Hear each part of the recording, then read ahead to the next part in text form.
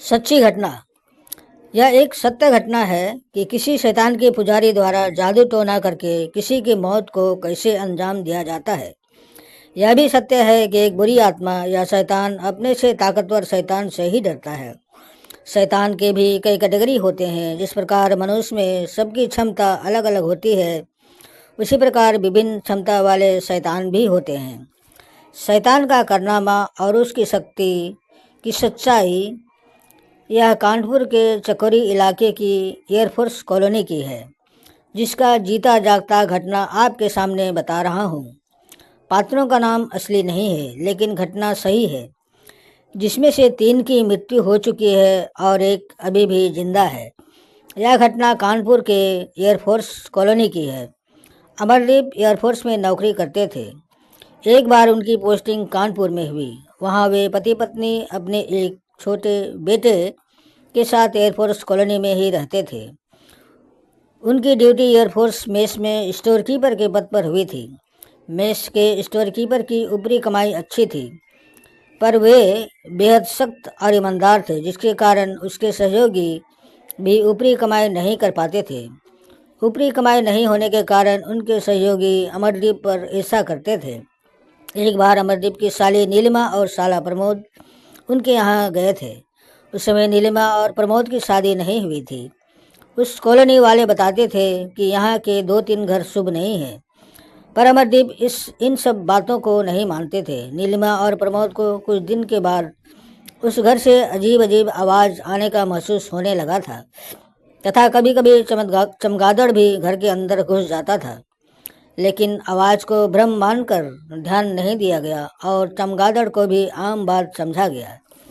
नीलिमा और प्रमोद हर रात को देखते थे कि चमगादड़ के घर में घुसने का एक ही जगह था और वह उसी जगह से घर में प्रवेश करता था।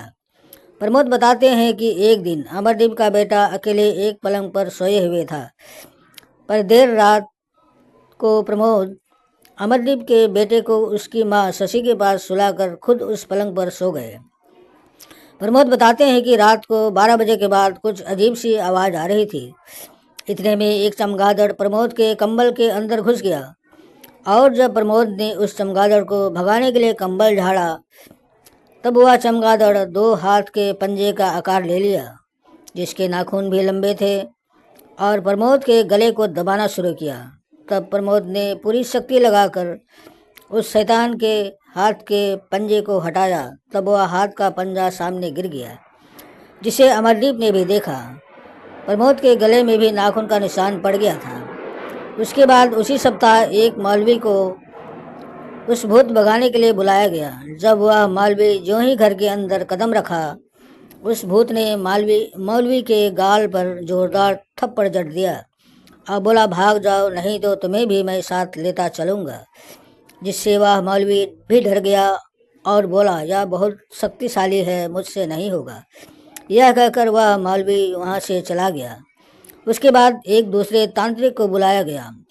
उस तांत्रिक को भी वह शैतान उठाकर पटक दिया, पर तांत्रिक सदा हुआ था। उसने हार नहीं मानी और अंत में उस शैतान को अपने काबू में करके उस घर से जाने पर विवश कर दिया। उस शैतान ने जाते जाते उस तांत्रिक से बोला, मैं जा तो रहा हूँ, लेकिन किसी एक को इस घर से ज़रूर ले जाऊँगा। उसके बाद अमरदीप की पत्नी शशि को पता नहीं क्या रोग हुआ कि तमाम इलाज कराने के बाद भी ठीक नहीं हुई और सप्ताह भर के भीतर ही मात्र 28 वर्ष की उम्र में ही इस दुनिया से विदा ले ली। अमरदीप भी पागल सा हो गया और उसके बाद उसकी भी मृत्यु हो गई। तांत्रिक ने बताया कि वह शैतान उस लड़के को लेने आया था, किंतु सोने की जगह बदलने के कारण वह अमरदीप पर हमला किया। यह किसी जादू टोना वाले का काम था। प्रमोद अभी भी इस बात को बताते बताते डर सा महसूस करते हैं। वास्तव में जादू टोना होता है जो शैतानी ताकत है, या किसी के भले के लिए नहीं, पर बुरे काम के लिए ही होता है। जितने भी तांत्रिक मौलवी होते हैं, ये शैतान के ही पुजारी होते हैं और शैतानी शक्ति के बल पर ही दूसरे शैतान को निकालते हैं। पर यदि दूसरा शैतान बलवान हो गया, तब उनकी भी प्राण दांव पर लग जाती है। इसलिए इन देवी देवता जो शैतान के रूप हैं, वे एक दुर्बल शैतान के दुष्ट कार्यों को क्षण भर के लिए दूर तो कर सकते हैं, पर हमेशा के लिए नहीं। अगर ठीक भी करेंगे तो उनके बदले उनको कुछ देना होता है। इसलिए तांत्रिक, टोना टोटका और देवी देवताओं से दूर रहिए। यह एक विनाशकारी शक्ति प्रदर्शन मात्र ही है। समाप्त। धन्यवाद भाई और बहनों। अच्छा लगे तो लाइक एंड सब्सक्राइब कर दीजिए।